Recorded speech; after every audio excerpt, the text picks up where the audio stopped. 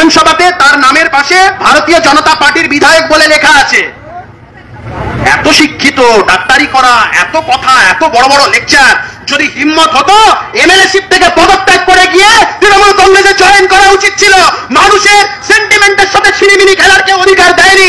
ওই ভোটটা ওই বধূ নির্যাতনকারীকে দেখে মানুষ দেয়নি, পদ্মফুল চিত্রটাকে দেখে দিয়েছিল, নরেন্দ্র মোদীকে দেখে দিয়েছিল।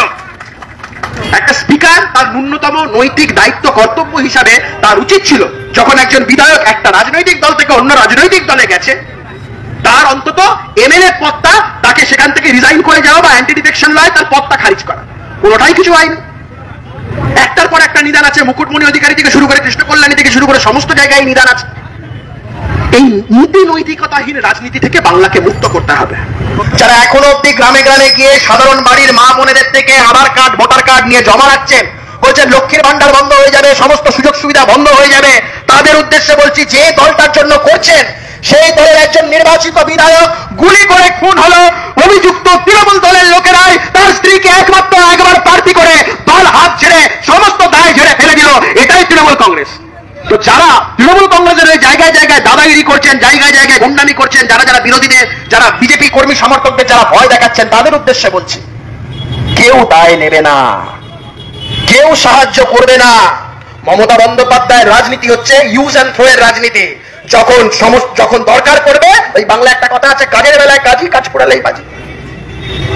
যান গিয়ে দেখে আসুন মুকুল রায়ের কি অবস্থা। তৃণমূল কংগ্রেস যেভাবে প্রতিষ্ঠা হয়েছিল, তার মধ্যে যেই লোকটার অন্যতম অবদান ছিল, তার আজকে অবস্থা কি হয়েছে দেখে আসুন। যারা এই জিনিসগুলো করছেন তারা এই বিষয়গুলো মাথায় রাখবেন। কালকে গেছে ইলেকশন কমিশনের সামনে ধর্ণা দিতে, বলছে এজেন্সির অত্যাচার মানছি না, মানবো না। আইসান ডান্ডার বাড়ি মেরেছে, সব উঠে গেছে ওখান থেকে। গোটা বাংলার মানুষ আজকে বলছে যে আমরা প্রতিবাদ করব, আমরা কোনো কিছুতে ভয় পাবো না। আমি আপনাদের পাশে দাঁড়িয়ে বলছি, যে তৃণমূল নেতার রাত্রির 12টা কেন, দুপুর 12টাতেও যদি এরকম পিঠে খাওয়ার ইচ্ছা হয়, হাতের কাছে চা পাবেন, জুতো ঝাঁটা লাঠি বটি চা পাবেন। এদেরকে কোনোভাবে বরদাস্ত করা যাবে না। আমাদের বাংলার মাটিতে মা বোনেদের ইজ্জত নিয়ে যারা ছিনিবিনি খেলা করবেন, যে বাংলার মাটিতে দাঁড়িয়ে আমরা বলি শক্তি রূপে সংস্থিতা, সেই মা দুর্গার মাটিতে যেখানে মাকে আমরা শক্তি রূপে পূজা করি, সেই মাদের ইজ্জত সম্ভ্রম নিয়ে যারা ছিনিবিনি খেলবে, তাদেরকে যা শিক্ষা দেওয়ার সেটা দেওয়া দরকার, এবং সেটা আমরা দেব। আমাদের কাছে অত্যন্ত তাৎপর্যপূর্ণ এবং গুরুত্বপূর্ণ এই নির্বাচনে আমাদের রাজ্য থেকে তৃণমূল কংগ্রেসকে নির্মূল করতে হবে।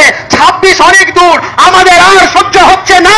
এই বাংলা থেকে 24-এর নির্বাচনে আমরা যদি তৃণমূলকে নির্মূল করতে পারি, 26 অব্দি অপেক্ষা করতে হবে না, 26 অব্দি অপেক্ষা করতে হবে না। রাজ্যে প্রকৃত পরিবর্তন হবে, রাজ্যে বেকার ছেলেমেয়েরা চাকরি পাবে, পুলিশের লোকেরা এখানে দিয়ে পাবে। পুলিশ যতই আমাদের মারুক, আমাদের যতই লাঠিপেটা করুক, যতই আমাদের কেস দিক, যতই আমাদের রাত্রি 3টের সময় বাড়ি থেকে তুলে নিয়ে যাক, পুলিশও দিয়ে পাবে। দেখুন জগন্নাথ বাবু এখান থেকে জিতছে, এই নিয়ে কোনো সন্দেহ নেই। মার্জিনটা এমন হতে হবে যাতে রানাঘাট লোকসভা টোটাল বাংলার মধ্যে নাম্বার 1 জায়গায় থাকে। লিডের দিক থেকে রানাঘাট লোকসভা নাম্বার 1 জায়গায় থাকবে তো? থাকবে তো? একদম সেই জায়গাটাই আমাদের আবার করতে হবে।